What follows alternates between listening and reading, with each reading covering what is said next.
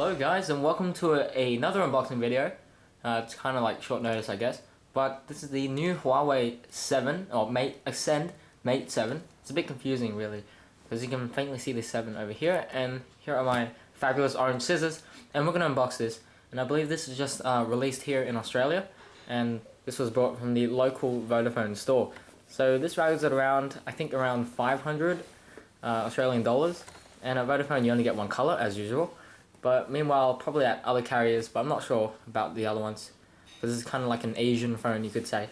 So I'm going to get ahead into having a look at this. I've never seen a Huawei phone, well, like one that seems high quality enough.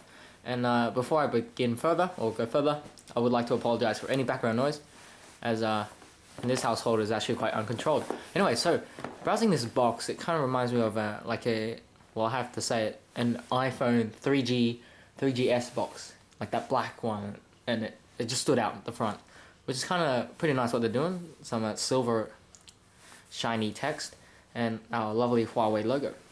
It looks like a shell actually. So now we have on here we have great information like IMEI numbers. We have Huawei logo, nothing on this side, and on the back we have a location in the People's Republic of China. Fantastic. And you can also recycle the packaging, which is what everyone looks for. Okay, so we'll get our scissors out and we'll cut the two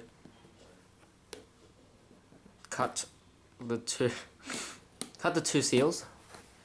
I probably don't need to cut them, but it serves better. So I'm gonna cut these right now. And alright, so there was an abrupt explosion of noise outside, and it's still happening. So we shall get through this quite quickly.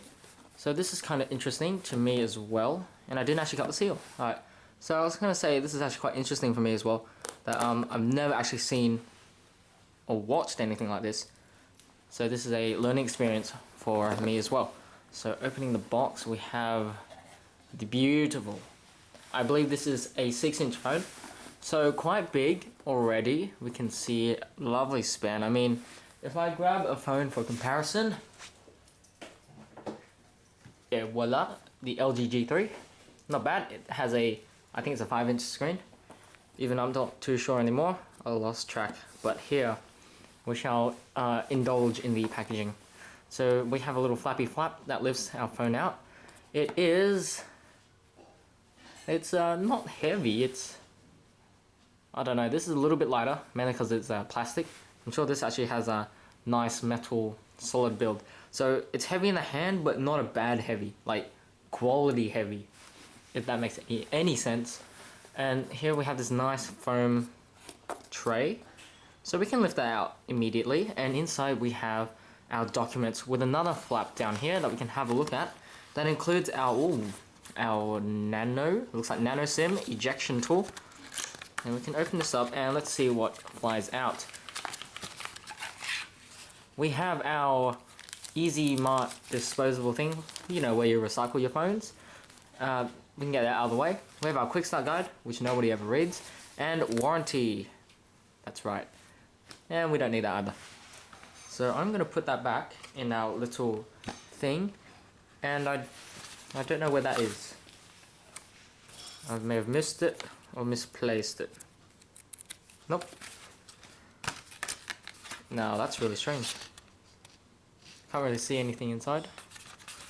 So I just hope that they give us one. I have no idea why it's like that. Alright. Oh, it's out here. It fell out. I'll get that later. But in the box, what else do we have? We have our wall adapter, which looks pretty big. I'm not sure if it has fast charge. It probably does. So nice. It fits, you know, quite standard. And we have our USB to micro USB cable, and we have are these, oh no, you know, I really like these headphones, or yeah, headphones, yeah, headphones, we'll just call them headphones now. So I really like the ones that aren't in ear, I guess. It's good for lol, I like it anyway. Some people say it falls out of their ears or something, but that's just them, I guess. But that's good. And we have our SIM ejection tool, which fell down again. Here it is. Very nice. So we shall see if there... Oh no. We shall see now the device, not this one. Throw that away. We have our beautiful, slick, really thin, I mean... Oops. That's actually really nicely done. See here the ports. So let's take a tour around this. We have our 6-inch screen, our speaker, our front-facing camera. They didn't really have any specifications on the box here, so it's really minimal, I guess. They didn't say anything. So I'm guessing maybe 2 or 3 megapixels. Maybe our quick start guide can tell us.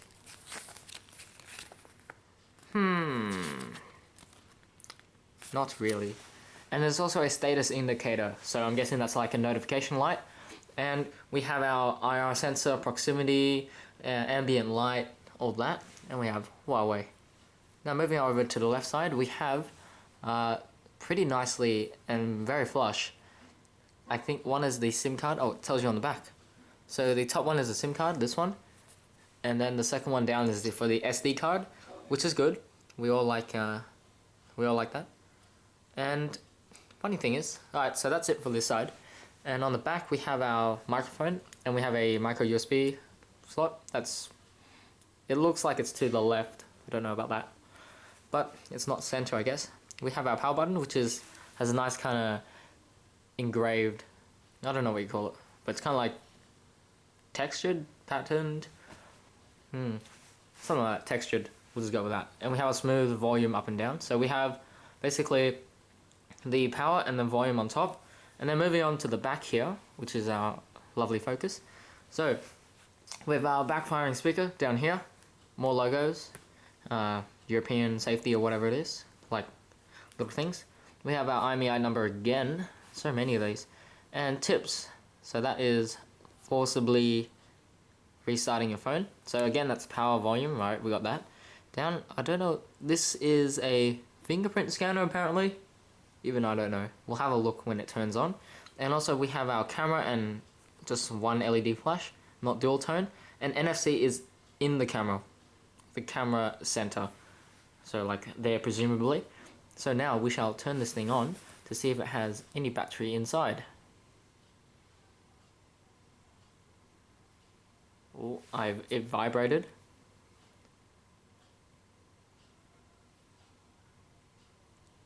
Hooray! Now that took a little while, but nevertheless, that's fine. So I guess it runs Android. I think it runs Lollipop actually, I think. We shall have a look when we get into the system. But that's it, booting up. Ooh, nice. Well, I like those boot animations. They make everything much more nicer. So we shall see when this thing turns on, that if that is a fingerprint reader. It might be actually. It looks like yeah, it's not a button, I can tell you that. So yeah, this was, I think it's just pretty much released today, on this date. What's today's date? The 4th or something? Not the 4th. The 21st. Yeah, that's right. The 21st this was released, and that was quick. So now we have our language. It looked like it was doing some parallax effect, but that's alright. We shall select our language, English Australia.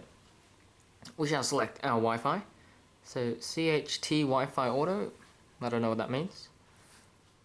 And I shall go through this quick setup, and I'll be back. So it's got 55% battery, not bad. So I'll be back when I set this up, and we shall have a look at some of the, I guess, unique features or things that I didn't realize. Like, I don't know what that is still. And yeah, I'll get back to you guys on that. Alright, so I've collected a lot of fingerprints so far. And the lock screen confused me already. I read something about pulling up, but that's like your quick settings. And down doesn't do anything, and left and right. Okay, cool. Awesome, I have my SIM card plugged in. And so to clarify a few things I said earlier, the use of Lollipop's navigation key buttons is very misleading, as this runs 4.4.2 KitKat. That doesn't matter, I'm sure it's easily updatable. I saw that as soon as I pulled up the Google Now thing, and it wasn't very material-like. Anyway, that's alright. And confirming our suspicions, this is a fingerprint sensor, and I shall demo that right now, because it looks interesting. and let's see how it works. I'm sure it's much like the iPhone's one, so we got that going for it. So fingerprint ID, and we're gonna put in a pin. Alright, something easy like that. And we shall enroll our fingers. So basically, you want to place your finger on the fingerprint sensor, and you feel a slight vibration. You're gonna pull it out. Alright, so we'll just do our index finger or our left hand. So every time you just push it down, and it gives you a little vibration. So similarly, it looks a bit like the iPhone's one. I mean, but who doesn't want something like that? It's pretty useful. So we hit OK, and we can enable safe before associating. Maybe that's encryption and access. Well, that is pretty cool. I'll hand them that. So if you don't want people snooping into your albums, phone manager's app lock must be enabled. Blah, blah, blah. So okay, let's try that. So let's hit enable, and then we enter our simple passcode, and then OK. Use fingerprint. Yes. So I'm not sure where you can associate what apps can be launched, unless it's like a predetermined thing. No, I am a little bit confused now, but that's alright. So use fingerprint to access app lock and locked apps. So we won't bother with that, unfortunately, but we shall look at the lock screen then at least. So power on and just put our thumb there. There we are. And you can leave it on while unlocking, so you don't have to take it off and put it on. You can just have your finger on there and press the unlock. Oh, maybe you don't even need to touch the power key. We're learning new things here, people. So put one on. Yep, no power key needed. Isn't that fancy? So I guess it's better than the iPhone's one in some ways. And also that probably it may or may not have a significant drain on the battery, because on the iPhone there's a Cydia tweak for it on the iPhone where it always like senses your fingerprints, and it was a little bit taxing on the battery, it claimed. So with the shower going off in the background, I shall now cease this video. I hope you did enjoy it. It was more in-depth than I thought, I guess, but new features, eh? So that's pretty cool for Huawei, and it's pretty cool as a first thing. Whoops. Alright, so that was the camera. But yeah, I think maybe we'll get a review on it, perhaps a little later. But right now, whoops, more camera movement, enough to make someone dizzy. So right now, I'd like to say thanks for watching, and be sure to subscribe down below if you'd like to see more of these videos, and I'll talk to you guys in the next video.